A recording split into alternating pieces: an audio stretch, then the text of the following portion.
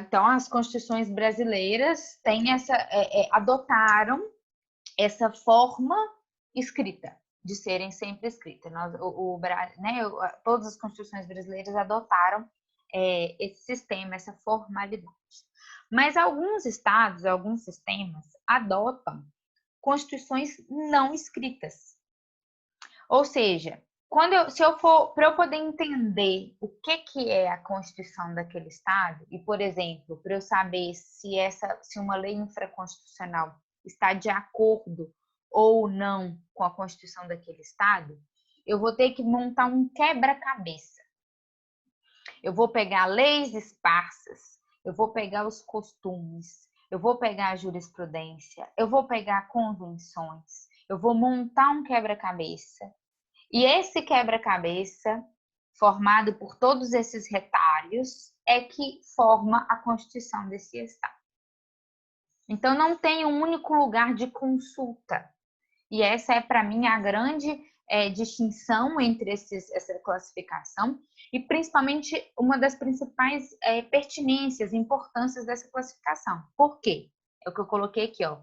Racionalização, previsibilidade, publicidade. Porque se eu tenho uma Constituição escrita, hoje, amanhã, daqui 5 anos, eu consigo consultar o que é a Constituição do Estado brasileiro. Eu consigo consultar, inclusive, para o passado. Mês passado, 6 meses atrás, ano passado, o que era a Constituição? Quais eram as normas constitucionais do Brasil? Então, as constituições escritas, elas trazem essa sistematicidade, né? Elas são muito mais sistemáticas, porque é de consulta mais fácil, mais prática, mais racional. Eu tenho um código, eu tenho uma carta, um lugar que eu tenho certeza que aquilo ali é constitucional. Formalmente constitucional, ao menos.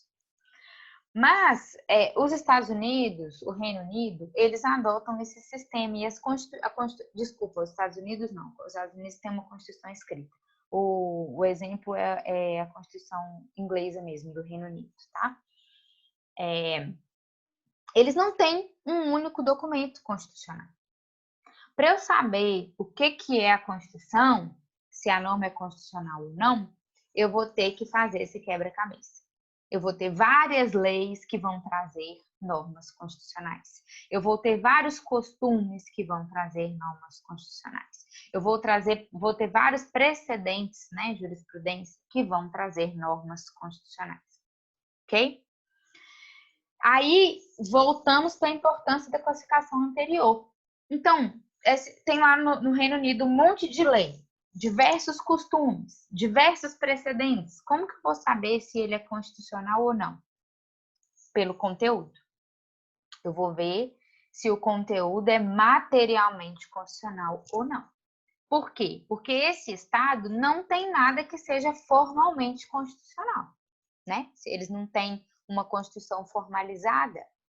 Então, eu vou ter que buscar tudo que tiver conteúdo constitucional, tudo que for matéria constitucional, ou seja, tudo que disser respeito à estruturação do Estado inglês, estruturação, organização dos órgãos, dos poderes, do exercício do poder estatal, tudo que disser respeito a direitos e garantias fundamentais, independente de onde estiver, vai ser norma constitucional. Aqui, de novo, eu preciso fazer a ressalva dos tratados internacionais sobre direitos humanos, porque o conceito de Constituição escrita seria um único documento formalizado e escrito. E a nossa Constituição, desde que, né, com o artigo 5º, parágrafo 3º, que foi incluído em 2004, ou seja, desde que nós temos essa possibilidade de internalização de tratados sobre direitos humanos, é como se a nossa Constituição ganhasse adendos, anexos, que vão ser igualmente constitucionais. Então, eu não tenho mais um único documento, que é esse aqui que eu consulto no site do Planalto. tá? Para eu completar a Constituição do Estado brasileiro, eu vou ter que pegar esse documento que está aqui no site do Planalto, os 250 artigos mais o ADCT, e vou ter que acrescentar os tratados internacionais de direitos humanos que tenham sido internalizados conforme esse procedimento estabelecido aqui no parágrafo 3º do artigo 5º, ok? Aí a importância da classificação sobre a racionalidade, a previsibilidade, a publicidade, a sistematicidade, né? Eu já falei, as constituições escritas são, né, são mais previsíveis, são mais públicas, são mais claras. E eu coloquei aqui também o requisito da estabilidade, porque se eu tenho um único documento formalizado, normalmente, provavelmente, ela tem uma estabilidade maior. Porque as leis esparsas, os costumes, a jurisprudência, que é o que forma as constituições não escritas, são fontes de direito, são fontes de normas constitucionais que têm um processo de alteração naturalmente mais fácil, mais fluido, né? Então, as constituições não escritas tendem a ter uma estabilidade menor. Não significa que elas são melhores ou piores do que as constituições escritas, ok? Você ser muito estável ou pouco estável não necessariamente é algo bom ou ruim. Vai depender muito do contexto político, do contexto social daquele estado, tá? Nós vamos, em outras classificações, a gente vai voltar a essa questão da estabilidade, a essa questão de isso ser melhor ou pior, e eu acredito que ficará mais claro. Vamos seguir, então. Quanto ao modo de elaboração, as constituições podem ser dogmáticas ou históricas.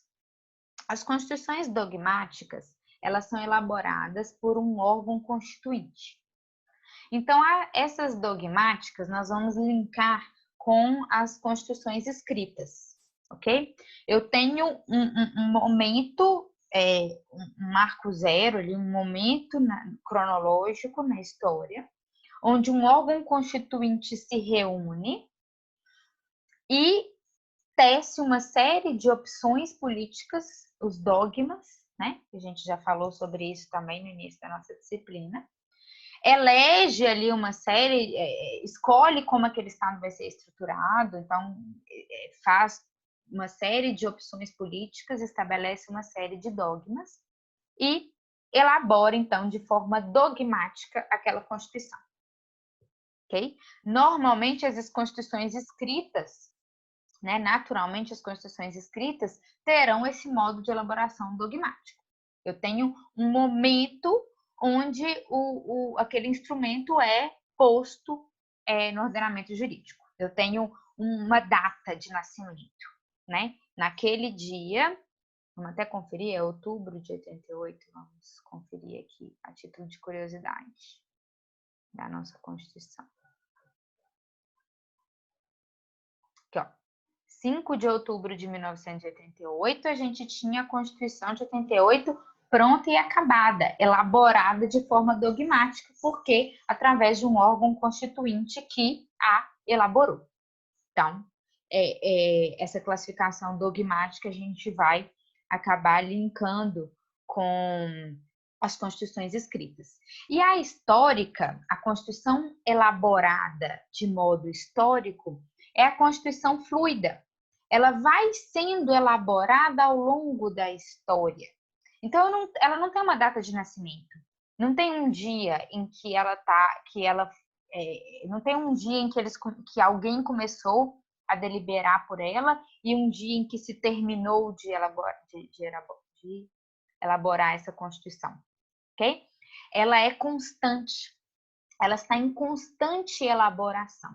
Ela vai sendo elaborada através dos fatos históricos. Então, ela vai sendo elaborada à medida que as leis esparsas, com conteúdo, né, com normas materialmente constitucionais, com conteúdo constitucional, vão sendo postas em vigência, à medida que os costumes de conteúdo constitucional vão se estabelecendo, à medida que os precedentes, que a jurisprudência de conteúdo material vai se consolidando.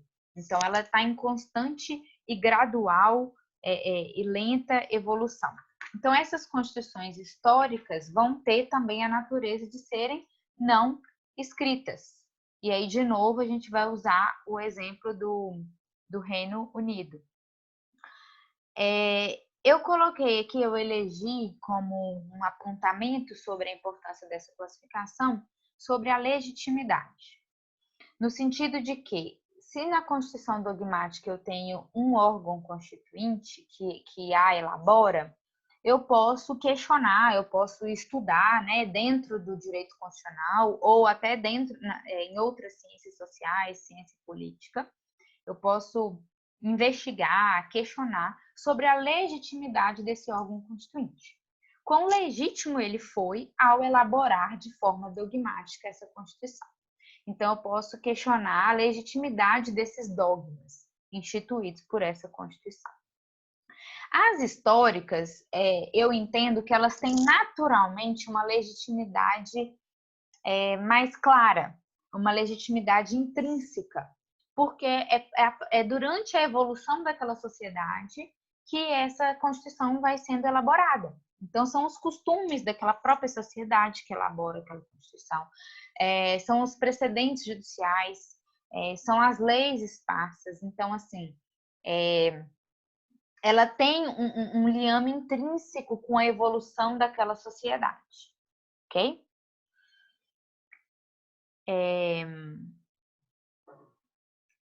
Próxima classificação, quanto à origem, se elas são promulgadas ou outorgadas.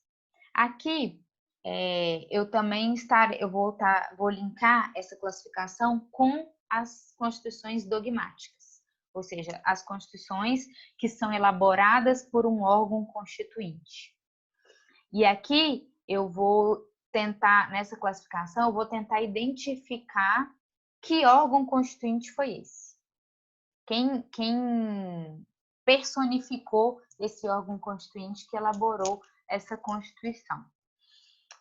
Se eu tenho constituições promulgadas, eu vou até acrescentar aqui que os doutrinadores também chamam de constituições democráticas ou populares, porque aí fica até mais fácil da gente guardar o conceito desse tipo de constituição.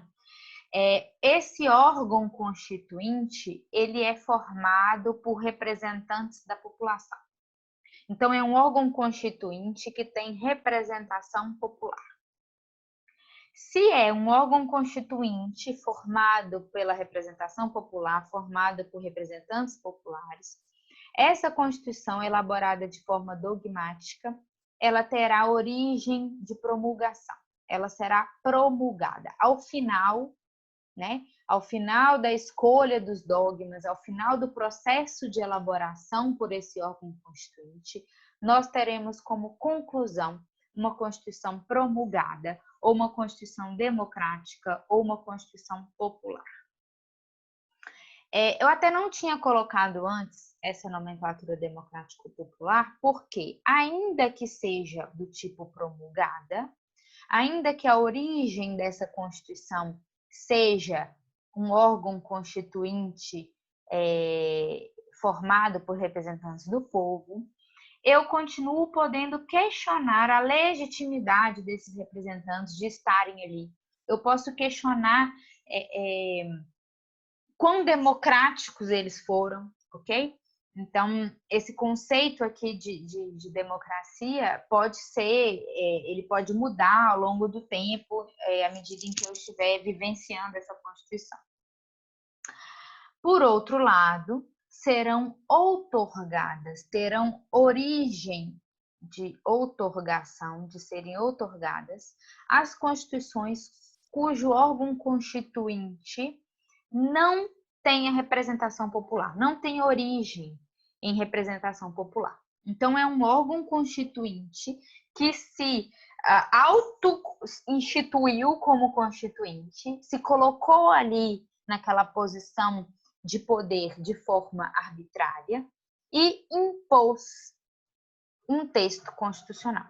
Então, aqui nas constituições de origem outorgada, esse órgão constituinte elegeu os dogmas de forma arbitrária, de forma, vamos dizer, unilateral, sem a participação popular. Ok? De novo, a gente pode questionar a legitimidade.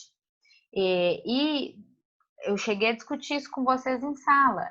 Eu posso ter situação de alguns estados que têm uma natureza de outorga, que tenha um governo centralizador, um governo que não tem origem na representação popular, mas que politicamente, quando eu faço uma análise sociológica, quando eu faço uma análise social, cultural daquele estado, eu posso sim enxergar a legitimidade naquele exercício do poder, tá?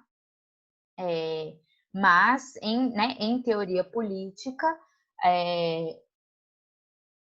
o conceito, né, a tendência é considerar uma Constituição que tem origem outorgada como algo arbitrário, que seria contrário à democracia, e para que eu tenha uma Constituição democrática, eu teria como pressuposto que ela tenha uma origem promulgada, ela tem uma origem na representação popular. Seguindo.